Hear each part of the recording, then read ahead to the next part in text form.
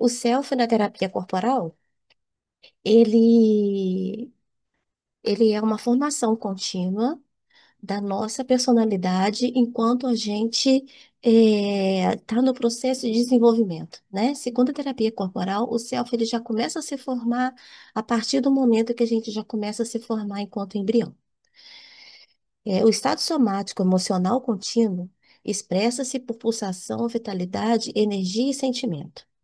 É, explicando sobre isso, né? A pulsação é o movimento de contração e expansão que a gente faz à medida que a gente vai buscar informações no mundo exterior, né? E a resposta que a gente tem, que a gente dá e que a gente formula dentro do nosso corpo é o movimento de contração, né? O movimento de expansão é o momento que a gente vai buscar.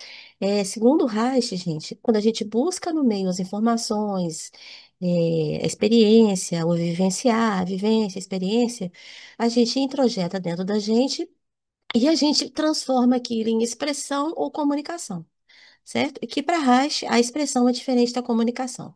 A expressão ou manifestação é aquilo que eu sou, a resposta que eu tenho diante das configurações internas, né? Foi o exemplo que eu dei na aula passada sobre assim, às vezes eu estou ali sentada no sofá e estou com a caneta na mão e estou ali mexendo a caneta, viajando, viajando longe, né? E passa uma pessoa e me vê naquele estado ali, a pessoa sabe que eu estou formulando alguma coisa, certo? Mas aquilo ali não é um movimento de comunicação, é um movimento de expressão. O movimento de comunicação se dá a partir do momento que essa pessoa que está passando por ali chega até mim, né, e fala: Oi, oi, né? Tudo bem? Você está aí pensativa, né? O que que você está pensando? Aí eu venho e explico: eu estou aqui tentando elaborar a teoria de uma tese ou de um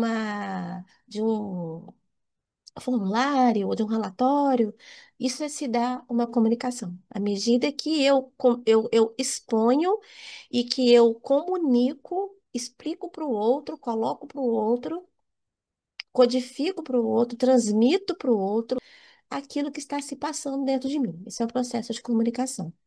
E que isso também faz parte desse movimento de pulsação, né? E isso aí, todo o movimento que se dá entre o nosso mundo interior e o nosso mundo exterior é um movimento de pulsação. Dentro desse movimento de pulsação, temos o movimento de contração e expansão. A vitalidade, a energia e o sentimento. A vitalidade é a maneira, a intensidade com a qual eu expresso ou a qual eu manifesto as minhas questões. Certo? Isso é a vitalidade, né? A vitalidade e energia é aquele movimento mais do mesoderma, né? Depende da minha expressão, depende do meu corpo, se ele está disposto, né? Se ele tá. Ou então, se eu estou muito assim, imagina que eu estou no sofá assim, ó, com a caneta assim, eu estou com a vitalidade baixa, certo? Com a energia baixa, né? Agora, se eu estou ali, assim, pensando, mexendo o pescoço, tal, eu estou melhor, certo? Como se a minha pulsação energética estivesse circulando melhor. E o sentimento, é, ele é muito expresso pelo face, né? O sentimento, ele é muito expresso pelos nossos meios ectodérmicos, certo? É a nossa expressão.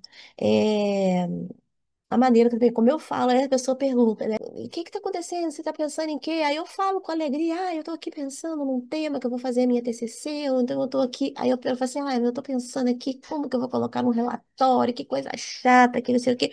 É um sentimento, certo? Essas vias, né, de comunicação entre o que está acontecendo dentro de mim e o que eu expresso, coloco para fora. É o que eu transmito para o meu ambiente. E a forma expressão. A forma é a expressão da função. Forma é função. O que que o Reich fala muito sobre isso? A forma do nosso corpo, o compêndio de todas essas coisas. Como o meu corpo foi, o material do que o meu corpo foi formado. Né? Se é um material que teve muito investimento de energia por mim, Então, esse corpo, ele é um corpo mais bem delineado, ele é um corpo mais bem limitado, ele é um corpo mais bem desenhado, é um corpo mais bem definido. Quando a gente percebe um corpo que tem uma forma, gente, é mais arredondada, sem tantas curvas, sem tantos detalhes, a gente percebe que essa pessoa, ela viveu grande parte da vida dela, ou está vivendo por um momento de bastante intensidade, com bastante frequência, colapso, sabe? Então, isso delimita a forma do corpo. Eu não sei se vocês conseguiram pegar essa questão da forma. Quanto mais bem desenhado o corpo, quanto mais bem formulado, mais curvas, né, mais detalhes o corpo, essa pessoa, ela teve ali um trabalho, né, nela, na psique dela, na energia dela, no endoderma dela, no mesoderma dela, no ectoderma dela, para formular suas questões. É uma pessoa que passou, que não passou muitos momentos de abandono, muitos momentos de colapso. Ela pode ter tido choques, né? Traumas. Agora, dificilmente ela chegou num abuso, tá? Essa pessoa que chega de um abuso para o trauma, do abuso para o colapso, é uma pessoa que o corpo dela está com uma delineação um tanto quanto menos expressiva, tá? Quanto menos expressivo é o corpo, mais abuso e mais negligência essa pessoa sofreu. Eu espero que isso tenha ficado claro para vocês, que se não ficou, a gente precisa voltar nesse assunto aí, porque isso é fundamental para a nossa clínica. O autoconhecimento, né? Conectar eventos psicológicos e os processos biológicos, forma somática e emocional com continuidade. O autoconhecimento significa isso. É quando a gente tem consciência das coisas que a gente já passou e da forma que o meu corpo recebeu aquilo, ressignificou aquilo, tá? Isso é autoconhecimento. Psicologia formativa, né, do Kahneman, tá? Principalmente do Kahneman, mas a psicologia Reichiana é uma psicologia formativa. A questão é que o Kahneman, ele enfatiza muito isso. Estuda, né, a forma da pessoa, os papéis, regras musculares e emocionais, vitalidades e agressões. Essa parte aqui, nós vamos terminar com essa parte teórica. Nós vamos passar a partir da aula que vem, né? A parte prática, tá? De desenhos, gráficos e constituições corporais. Então, a psicologia formativa estuda a forma da pessoa. Por isso que eu falei com vocês que a gente precisa saber essa questão da delineação do corpo, da expressão do corpo. Forma a postura da pessoa e como se o peito, o tórax, né, ou o abdômen, se ele está inchado ou se ele está retraído, fala muito sobre em que momento que esse paciente está.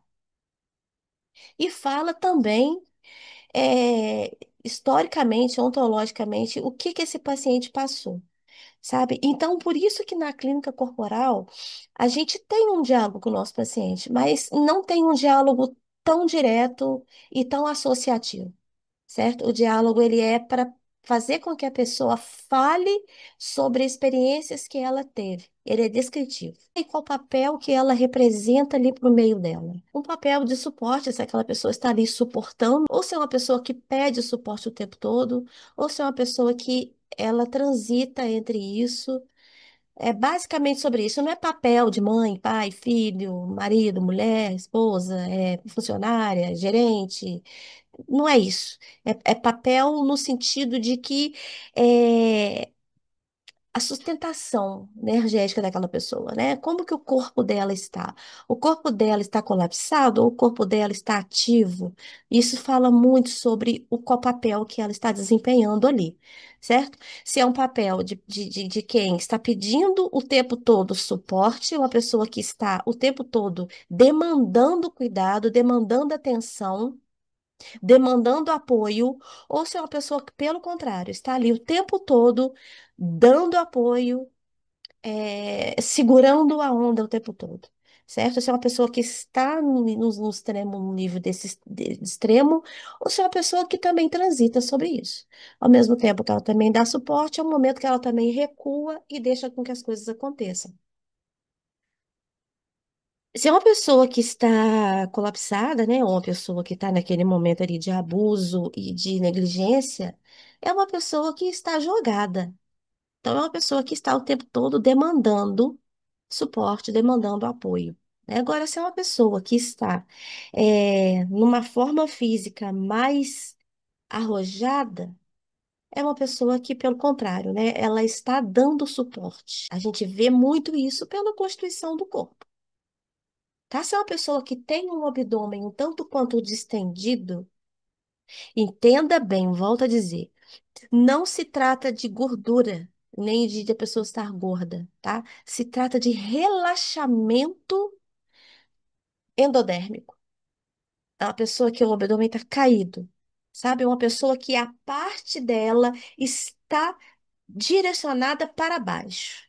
Tudo dela está relacionado, está direcionado para baixo. É uma pessoa que está demandando suporte, que está demandando apoio. Regras musculares emocionais, sobre isso, exatamente sobre isso que eu estou falando agora, vitalidade e agressão. É, a gente vê muito isso nas expressões corporais, né? Se as linhas expressivas da pessoa estão bem definidas, as expressões faciais das pessoas estão bem definidas, e se os movimentos, o jeito que a pessoa anda, a velocidade, a assertividade, os detalhes, a gente percebe se aquela pessoa, em que modo que aquela pessoa está. Se ela está mais agressiva, se ela está mais passiva. Forma e personalidade. Forma moldada por experiências, crescimento, expectativas externas. Experiências. Vamos lá. Experiências conta o momento até o momento atual, certo? E aí aquele corpo ali, como a gente já viu, ele conta uma história. E a gente vai percebendo, porque, por exemplo, uma pessoa que está naquele momento com os órgãos, o endoderma mais rebaixado, e com as expressões um tanto quanto cansadas, né? Essa pessoa, ela provavelmente, dependendo da intensidade, ou dependendo do momento em que você está com aquele paciente ali, você perceber essa queda e essa subida de energia, né? Se você percebe quando a pessoa fala com você, se ela ainda busca uma alternativa, se ela ainda busca uma solução, se ela ainda busca uma vitalidade dentro dela. Ou se é uma pessoa que o tempo todo ela está parada, se é uma pessoa que está o tempo todo desanimada, se é uma pessoa que está o tempo todo sem expressão, sem movimento, sem energia, sem agressão. Provavelmente é uma pessoa que está sofrendo essa negligência ou esse abuso durante muito tempo. Volto a dizer, não significa que há um agente ativo causando essa agressão ou esse abuso. É uma pessoa que está se permitindo viver nesse abuso devido à sua mais regressiva infância, de que ela pediu, fez uma demanda e ela não foi atendida. Certo? Não necessariamente no presente, não é raramente, gente, existe um agente externo ativo que está causando abuso àquela pessoa. Pode ser que cause, mas é porque a pessoa já está deixando, são momentos diferentes. Porque quando a pessoa ela já é uma adulta, ela já tem ferramentas, nem que seja mínima, endodérmica, ectodérmica e mesodérmica para anular aquele agente abusivo. Quando ela era criança, não. Tá? Então, se é uma pessoa que está num estado de abuso constante, quando ela era criança, bebê, ela foi muito negligenciada. Ela não conseguiu desenvolver os seus sistemas, né, ectoderma, mesoderma e endoderma, o suficiente para que na fase adulta ela tivesse consciência dessas ferramentas para que ela possa estar confrontando esses agentes abusivos. Certo? Então a gente precisa trabalhar com essa pessoa, a gente precisa fazer um trabalho de regressão. A gente precisa reformar ali aquela casa interna.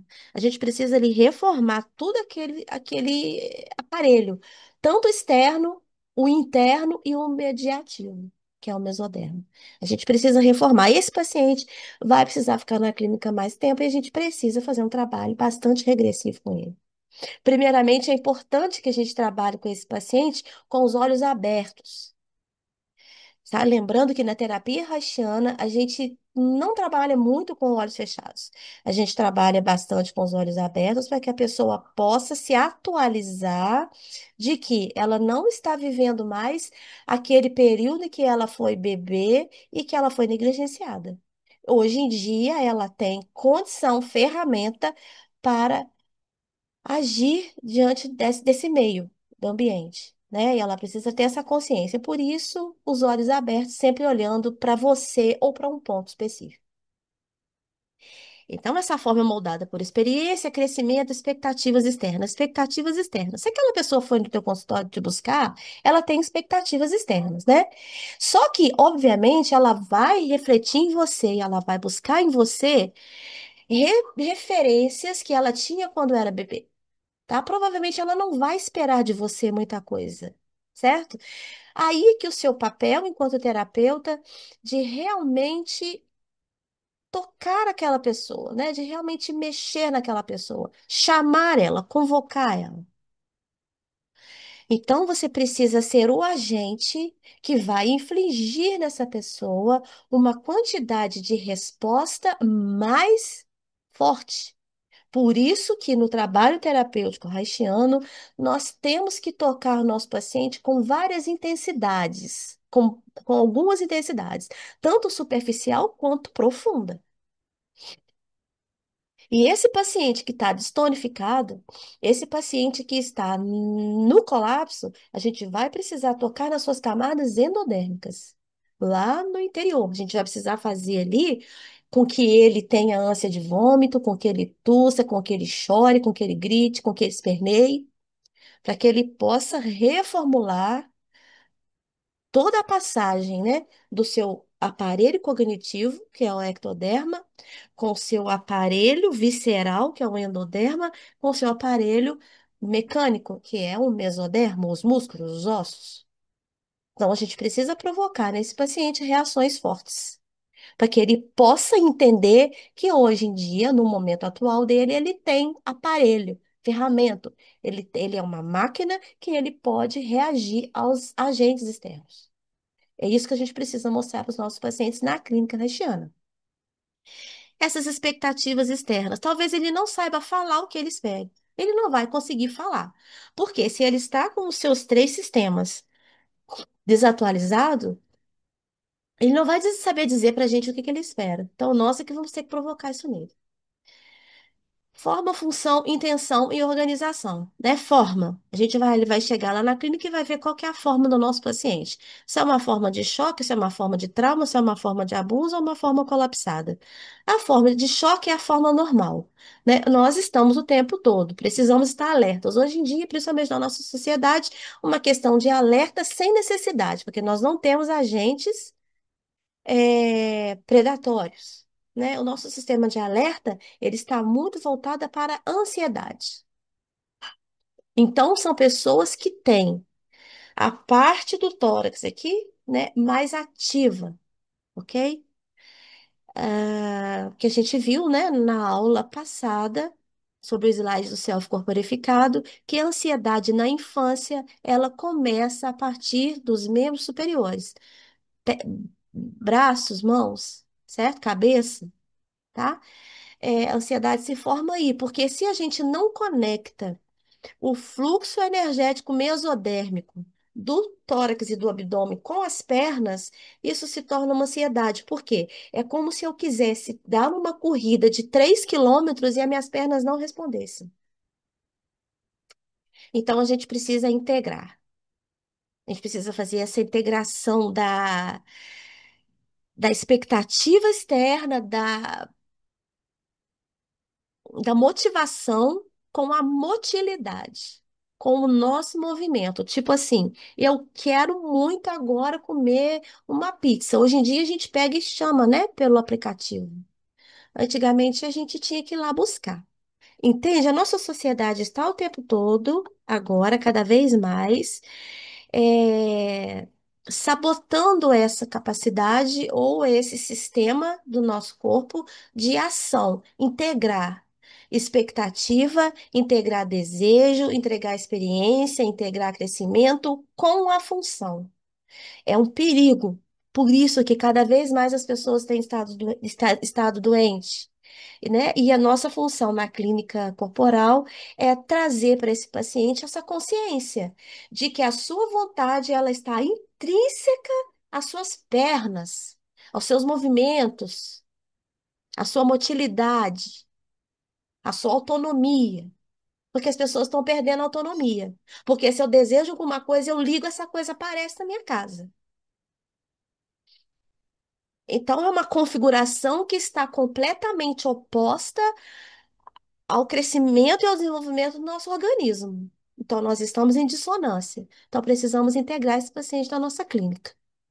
Também trazer consciência para ele de que esse movimento de ter tudo nas mãos traz para ele uma ansiedade que só vai crescer. Slide 5, né? Ato de agredir, respostas à agressão. Calor. Aqui ele está falando dos aspectos físicos, né? Da gente reconhecer no nosso paciente. Quando ele aumenta a sua atividade e automaticamente causa uma cor mais avermelhada, mais é, vívida na pele da pessoa, certo? Geralmente é no colo, pescoço e rosto. Geralmente é ali, porque é a sede das emoções, né? Vermelhidão, elevação organizacional. Isso significa que as moléculas, as células estão tentando se reorganizar para que haja uma reação. Isso é orgânico, né? Isso é inconsciente. O inchaço, tentativa de neutralizar. É aí que eu falo para vocês, quando você percebe um paciente que está com o corpo é, sem delineação. É um corpo que ele não fez um trabalho de elevação organizacional. Ele entregou, ele colapsou. Então, esse é o inchaço. A dor é o sinal para o recuo. Quando a pessoa chega na dor, é que ela entende que ela precisa se organizar. A dor é um bom sinal para que a pessoa perceba que ela precisa se organizar, que tem algo que está realmente ali atrapalhando. A dor é um bom sinal. Tipos de agressão, né? O choque é o congelamento, dissociação, né? É aquele momento primeiro que você tem contato com uma coisa que você não está conseguindo lidar, que você não esperava. É o choque. Então ali você congela, né? Como eu falei no momento ali no outro slide, é o momento que a pessoa faz uma leve regressão. Por que que ela congela e dissocia? Primeiro, por que que ela congela? Porque ela volta lá no útero, quando o ectoderma está pegando informações do mundo e formando o endoderma para que ela é a base da organização dela. Ela congela para que ela consiga estabelecer essa ponte. E por que que ela dissocia? Porque muitas vezes, gente, o lapso de tempo é muito grande entre o momento que eu estou agora e toda a organização do meu corpo com aquilo que eu vou buscar lá no passado. E entre esse lapso existem uma série de informações que muitas vezes elas não estão ou não são de acordo com o momento que eu preciso agir ali naquele momento. Por isso é que tem essa dissociação. É como se a gente precisasse deixar de ser a gente mesmo. Principalmente no mundo moderno, que nós não estamos mais acostumados e habituados a ter um movimento e autonomia de movimento, de ir buscar pela comida, de caçar a minha comida, ela vem, ela quase pula dentro da minha boca. Cara, como que eu vou agir se eu estou desaprendendo tudo isso? Isso é uma dissociação. O, o trauma, que é o segundo momento, né? É quando aquilo tudo, imagina, né? Naquele exemplo que eu falei, que você está lá na loja, ali, olhando uma vitrine e tal, e aí você ouve um barulho, parece que vem um carro na minha direção. E aí imagina que esse carro chega a me atingir. Naquele momento ali, o meu corpo percebe que ele vai precisar se reorganizar. O choque não foi o suficiente. Antigamente, lá nos nossos primórdios, certo? O nosso corpo era mais reativo. Atualmente, o nosso corpo ele está desaprendendo a agir. A gente está dissociando o nosso mundo interno com o nosso aparelho locomotor. Isso é uma dissociação. Então a gente imagina que uma baratinha desse tamanho vai virar um monstro de 5 metros e vai me engolir. Por quê? Porque eu já não tenho mais tanta certeza que eu sou superior em tamanho, em força daquele animal. Entenderam? É isso que é a dissociação. Eu esqueço das minhas habilidades. Eu não tenho mais consciência delas. É a falta de autoconhecimento. É uma importante integração também que a gente tem que fazer com o nosso paciente na clínica. Então, o trauma, né? A dor, a raiva, o medo, a histeria é quando eu já deixo de agir fisicamente, que nesse estado de choque, congelamento, dissociação, digamos que eu não consegui fugir da reta do carro, esse carro me atingiu e ali eu vou ter dor, raiva, medo e histeria. Certo? Em todas essas nuances aí. Dor porque ele vai me atingir, a raiva é porque isso aconteceu comigo naquele momento, eu não merecia, eu estava na calçada, que, né, mundo cruel. E aí vem o medo, né, o medo de ter morrido, o medo de ter algum trauma, algum traumatismo, né, físico no meu corpo, e a histeria, e eu fico um tanto quanto fora da minha realidade em relação àquilo, né? Eu crio mecanismos de defesa como se eu parasse, congelasse naquele momento, em todas as questões que vão me remeter a esse momento, eu vou ter dor, raiva e medo, porque eu meio que paralisei naquele momento ali. Isso é um trauma. Imagina que eu estou assistindo um filme e vejo essa cena, sabe? E aí eu vou me remeter naquele momento. Eu acabo sentindo até dor porque eu lembro daquele momento que aconteceu comigo. Eu vou fazer uma associação, diferente da dissociação. Vou fazer uma associação, né? Uma associação disfuncional, porque eu estou assistindo um filme e não sou eu que estou passando por aquele momento, por aquela cena. É a cena do filme. É uma associação disfuncional. Ah, aí eu sinto raiva, medo, histeria, e tudo aquilo me toma de novo como se eu estivesse vivendo aquele momento. Esse é um trauma. Aí o abuso já começa naquele rendimento, né? Que eu vou me permitindo, humilhação, submissão já é diferente dessa situação do carro, tá? É uma situação no qual eu tenho um agente abusivo que, por exemplo, seja um serviço que eu preciso ir, e todo dia lá naquele serviço que eu vou, na minha rotina, né? Na minha rotina de trabalho, eu me sinta abusada por pessoas que não fazem seu trabalho direito, por um chefe que é ignorante, por um serviço que é em excesso e eu faço ele sozinha. Certo? É uma situação abusiva que eu me permito estar nela. Por quê? Porque antes, lá na minha infância, lá regressivamente, eu tive em algum momento essa situação de abuso. É uma regressão profunda ao abuso. A negligência é o colapso ou apatia. É,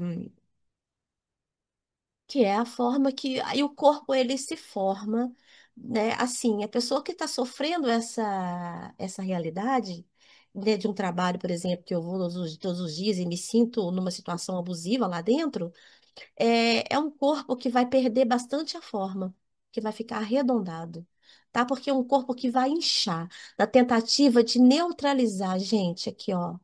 Tá? A gente vai inchar na tentativa de neutralizar aquele abuso, como se eu não tivesse sentindo ele mais, porque ele vai bater até mim, aquele abuso, e aquele líquido, aquele inchaço, ele vai amortecer, ele não vai me permitir sentir dor, porque se eu sentir dor, o meu corpo vai reagir, tá? Isso aí é visceral. Mudanças de forma. A agressão gera espasticidade, densidade, inchaço e colapso. Isso aqui ele está explicando em questão biológica. A agressão gera a espasticidade, tá? Espasticidade, o que que significa ali? Eu vou esticar e encolher, esticar e encolher, esticar e encolher, certo? Na tentativa de quê? Na tentativa de acertar um padrão que me deixe confortável diante de uma situação, certo? Que pelo menos ela gere ali em mim um corpo ou uma forma que vá suportar o momento que eu estou sentindo. Um corpo mais rígido, né, significa que ele se organizou numa forma de que eu estou apta a receber as agressões, né? E que eu também estou, quando aquele agressão, né, ela vem de encontro ao meu corpo, eu ali apresento uma dureza, tá? E essa dureza ela vai fazer uma repulsa no agente exterior, né, no agente externo, no agente de agressão externa, certo? A densidade. À medida que o agente agressor externo vem na minha direção, eu vou esquivando, eu venho para cá, então eu fico naquela esquiva. Essa esquiva, ela tem uma tendência a gerar uma rigidez, por quê? Porque tudo a matéria em si, ela tem a tendência em se homoestatizar, em ficar homeostática. Então, ela tem a tendência de ficar rígida, acomodada, num ponto em que a coisa venha me atingir e que, ao invés de eu esquivar, eu simplesmente receba o impacto. Aí é a densidade, certo? Depois da densidade, ela vai gerar uma deformidade muito grande.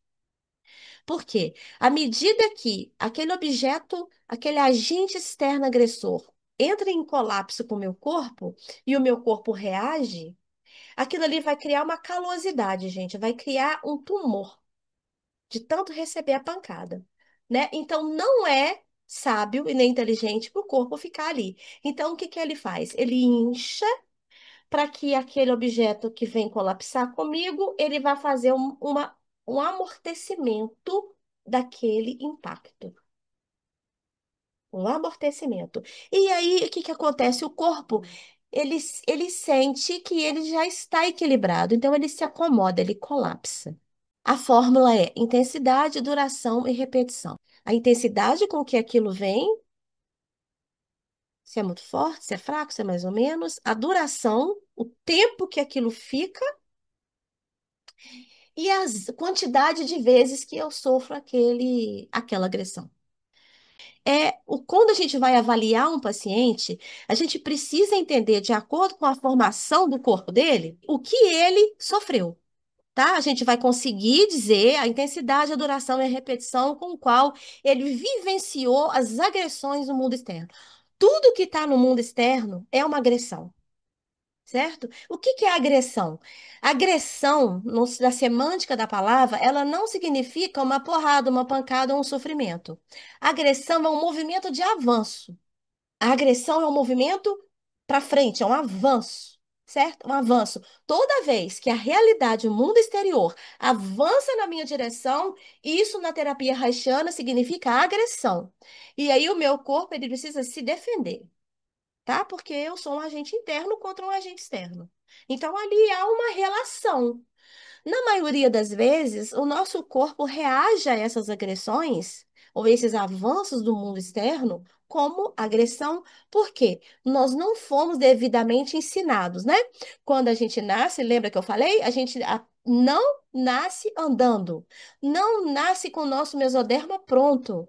Então a gente entende que o mundo é um agente agressor.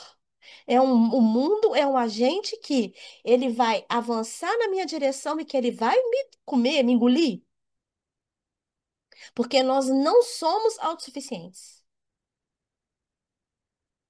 E durante toda a nossa experiência, a gente demora um pouco para aprender a se defender desses agentes agressores. Porque nós, a cada dia mais, estamos nos tornando desconectados do nosso mesoderma. Estamos perdendo a conexão com o nosso mesoderma, então nós estamos ficando menos autossuficientes, certo?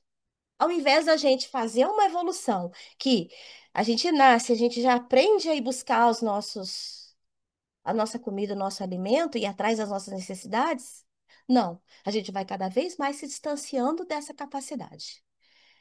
né? Por isso que cada vez mais o mundo externo, mesmo nós mesmo não tendo predadores reais, a realidade ela está cada vez mais agressiva para nós. Respostas do corpo.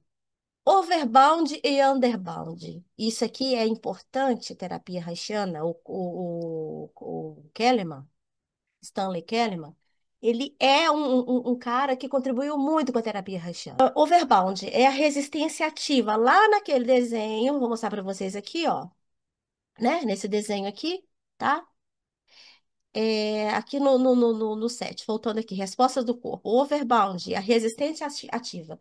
Tanto de você endurecer, tá? Para receber a influência ou a agressão externa, tanto quanto de você se desviar, tá? Que é aqui nesse processo de espasticidade. É importante a gente ser espástico, só que a gente não tem aprendido isso, a gente tem desaprendido a ser espástico, né? A gente tem aprendido a ficar denso, inchado e colapsado. Então, aqui no overbound é a resistência ativa, certo? O mundo vem, né, em colapso, vem colapsar com a minha realidade, ele vem demonstrar para mim ele tem uma demanda, ele vem demonstrar para mim uma série de fatores que não estão alinhados com o meu interno, obviamente, e eu preciso ter uma reação, né? E aquela reação, ela precisa ser uma reação que construa o meu corpo, uma reação que vá trazer para mim energia, vitalidade e autoconhecimento, e não uma reação que vai me trazer colapso, desânimo e entrega. E o underbound é justamente isso. Agora, por que que cada vez mais nós estamos nos tornando underbound? Porque nós estamos perdendo a nossa autonomia. Nós hoje dependemos de aparelhos eletrônicos e eletrodomésticos para fazer as nossas coisas, cada dia mais. Então, nós estamos cada vez ficando underbound, submissos. O nosso corpo está cada vez menos em ação. As pessoas passam grande parte na frente do computador, sentado numa cadeira, falando com uma máquina, falando com o mundo virtual, e o corpo perde essa conexão. Então, um exemplo infantil aqui, né? O choro, a raiva, o peito inflado, né? Eu quero minha mamadeira, troca minha fralda, eu tô com fome, eu tô com frio, eu tô enjoado de ficar no berço. Ah, chora, chora, chora. Esse é um overbound. Eu estou buscando por aquilo que eu acredito, por aquilo que eu sinto verdadeiramente. Isso é overbound. A gente começa assim. Então, a gente não nasce andando, mas a gente nasce com tudo dentro da gente, pronto para que a gente reaja, para que a gente busque, para que a gente pelo menos se expresse o que a gente sente. E aí depois, quando isso não é ouvido, a gente fica underbound porque o choro fica um choro de derrota e o peito retraído. Entende o processo? É, Aí você fala assim, poxa, Mônia, mas então quer dizer que é, à mercê, que eu estou dependente das pessoas que me olharam, me criaram quando eu era pequeno? É. Mas a gente cresce. O nosso corpo, ele tem uma programação, né? Um pouco assim, não é tardia, gente. É tardia em relação os outros animais. Mas à medida que a gente vai fazendo um aninho, 2 aninhos, 3 aninhos, 4, 5, 6, 7, nosso corpo vai desenvolvendo. É uma potência latente. Não é uma potência imediata, é uma potência latente. E ele vai desenvolvendo esses mecanismos à medida do tempo. Só que o que a gente faz? A gente congela lá no passado. A gente precisa trazer para a clínica essa consciência, essa autonomia do nosso paciente, que o corpo dele é uma potência latente, certo? É isso. Posturas corporais diante da agressão, 6 estágios de Kellerman, né? Afirmar, né, quando você recebe uma demanda do mundo exterior, certo? Uma agressão, né? um movimento para frente, um avanço da realidade na minha direção, uma demanda. Então, o que que eu faço? Eu vou avaliar. Opa, eu quero isso, eu não quero isso, eu estou apto, eu não estou apto, eu sei, eu não sei, eu posso, eu não posso. É uma avaliação, né? É o investigar, é o estágio um. Opa, peraí que eu estou avaliando. O estágio 2, estabelecer limites. Olha, isso eu posso, aquilo eu não posso. Isso eu quero, aquilo eu não quero. Estabelecer limites. Aí eu estou naquele espasmo. No 3 aqui, né? Ó, na figura 3, eu vou fazer o movimento de espasmo, certo? Eu vou administrar o que que eu quero, o que que eu não quero, o que que eu posso, o que que eu não posso, o que que eu vou arcar, com o que que eu não vou arcar. Esse é um movimento sadio, saudável, certo? O 4 é o conflito, certo? Aí o que que aqui o mundo, gente, ele não vai o agente externo, né? A realidade, ela não vai nunca saber por ela mesma o que que eu quero, o que que eu não quero, o que que eu posso, o que que eu não posso. Ele vai continuar investindo. Eu é que preciso fazer um movimento para moldar aquilo, né? À medida que eu desvio do lado esquerdo, né? E aquela coisa entra aqui, passa aqui, e aquela coisa toma uma forma. Meu corpo também. À medida que depois eu viro para o lado direito, aquela coisa entra para cá e a coisa avança para cá e eu recuo para cá, tudo toma uma forma. Vocês percebem? Essa forma que eu estou falando é uma forma física. É uma forma física. Aquilo ali vira um corpo, eu e aquela realidade ali de interseção. É uma realidade de interseção. E o que que acontece nesse movimento de, ó, retração e avanço, né? O meu corpo, ele tá no embate. E, obviamente, tanto o meu corpo quanto a realidade vão se moldar. Eles vão fazer vão se estabelecer uma relação ali. Isso é um molde, isso é a forma, isso é um self. Então, isso aí envolve os meus órgãos e minha energia celular, certo? Esse conflito, né, de resistir e ceder, é o 4. É essa dança, à medida que eu deixo aquilo entrar, à medida que eu repilo, à medida que eu não quero, que eu jogo fora, à medida que eu assimilo, à medida que eu não quero, que eu rejeito. Isso vai moldando, né, aquele espaço ali. É o 4, certo? Então, essa figura 4 aqui, eu estou naquele conflito o tempo todo, né? Mas por quê? Questionando, sabe? Querendo entender, querendo também moldar o mundo um pouco, pelo menos ao meu redor. O 5 é quando eu não consigo, é quando eu digo assim, não, eu cansei. É muito mais forte do que eu, é muita insistência, é muita pressão. Aí eu recuo. Ao invés de eu ficar assim, eu entro para dentro e aquela coisa vem com tudo, invade o meu espaço. E aí os meus órgãos têm a tendência de descer, né? Aqui para cima, gente, a gente não aloca nada, porque o nosso sistema do pescoço para cima é um sistema de expressão. É um sistema de pulsação, porque é o sistema de cognição. Eu estou buscando. É um sistema para fora, é um movimento centrífugo. Então ele vai para baixo, porque é onde aloca, onde tem mais espaço. O nosso, o nosso abdômen, pelvis, a genitalidade, as pernas, ali tem mais espaço para poder acolher coisas que a gente não conseguiu lidar. Ali vai ficar digerindo aquilo ali um tempão, se não for olhado para sempre.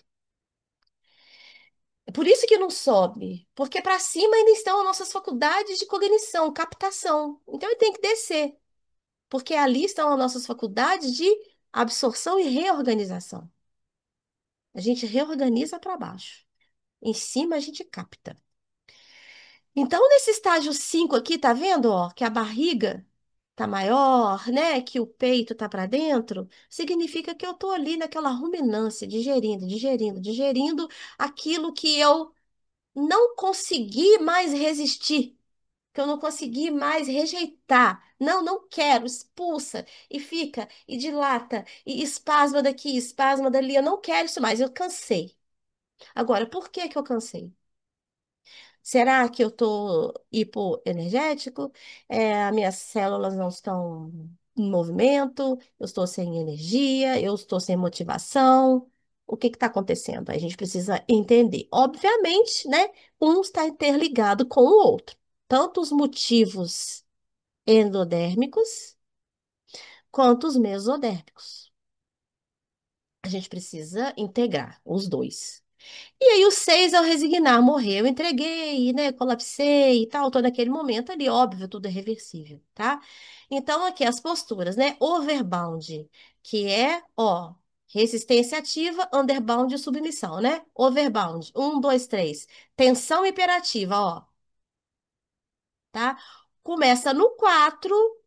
Ali no 4 é que a gente vai decidir. É o momento que eu tô mais tensa, é aquele momento que eu preciso tomar a decisão mais importante. Essa decisão ela vai beneficiar o quê ou quem? Eu ou a realidade? Se ela for beneficiar a mim, eu não vou entrar nesse estágio 5 e 6 aqui, tá? Eu vou voltar para o estágio 3, 2, 1. O estágio de overbound, reação e movimento contínuo de luta contra aquela demanda, né? Agora, se eu eh, escolhi por beneficiar ou o mundo externo e achar que o mundo externo ele vai me engolir, ele é maior do que eu, aí eu vou entrar no estágio 5 e 6 que é o colapso e a retirada. Eu vou sair do meio de campo e vou deixar o agente agressor me dominar, passar por cima de mim. Intervenção terapêutica. Desorganizar, reorganizar a forma. A intervenção terapêutica. Desorganizar e reorganizar a forma significa que eu vou mexer com esse paciente. Eu vou provocar esse paciente. Eu vou trazer para esse paciente dor de novo. Eu vou trazer para esse paciente incômodo. Eu vou fazer com que esse paciente fique vermelho. Eu vou fazer com que esse paciente fique quente. Eu vou fazer com que esse paciente fique agitado para depois esse paciente entrar em homeostase e se reorganizar. Porque eu preciso fazer com que ele sinta que ele tem um aparelho apto a se reorganizar de novo e que a realidade não irá engoli-lo.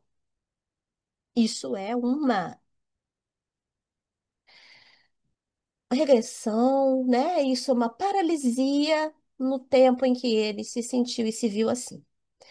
Então, aí a gente vai liberar padrões musculares e emocionais, acabei de falar, certo? Ensinar a manter o chão, esse grounding. A gente vai fazer alguns movimentos com ele, poucos movimentos, não é bioenergética aqui, tá? Lembrando, é Reich, né? Então, a gente vai fazer com que o paciente sinta o peso nas suas pernas, para que ele sinta que o seu quadril não é duro e que ele pode mexer o quadril, mesmo ele sendo homem, tá? A gente vai fazer que ele tenha sensações orgásticas, porque o orgasmo é vida, o orgasmo é uma reorganização, o orgasmo é uma explosão, e que ele não vai ter só o orgasmo lá no seu momento quietinho, isolado da masturbação, que ele está fugindo do mundo na masturbação.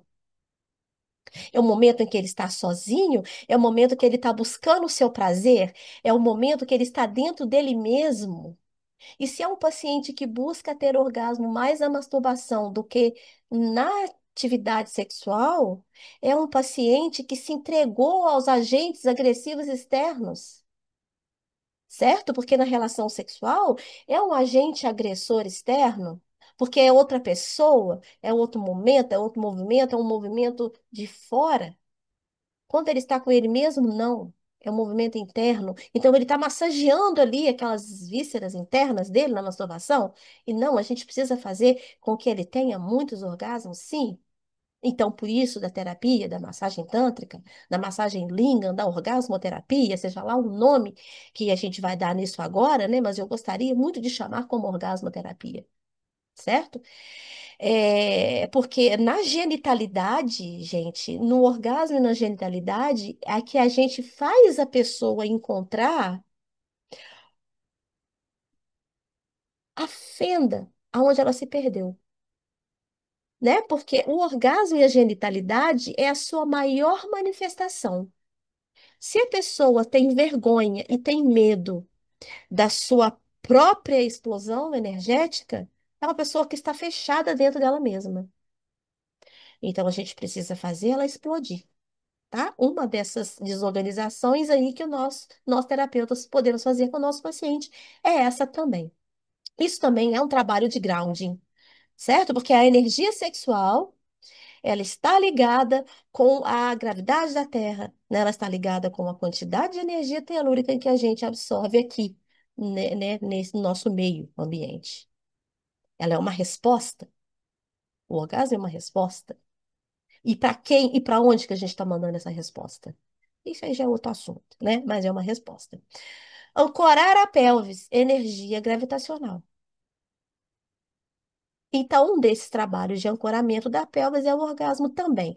Mas existem movimentos para ele liberar ali aquela musculatura e aquela energia que está presa ali naquela região antes de chegar no orgasmo. Então, liberar ali o quadril,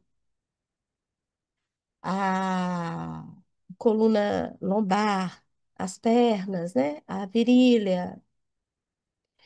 A pessoa não vai conseguir ter o orgasmo que ela precisa ter. Ela ainda vai estar presa, certo?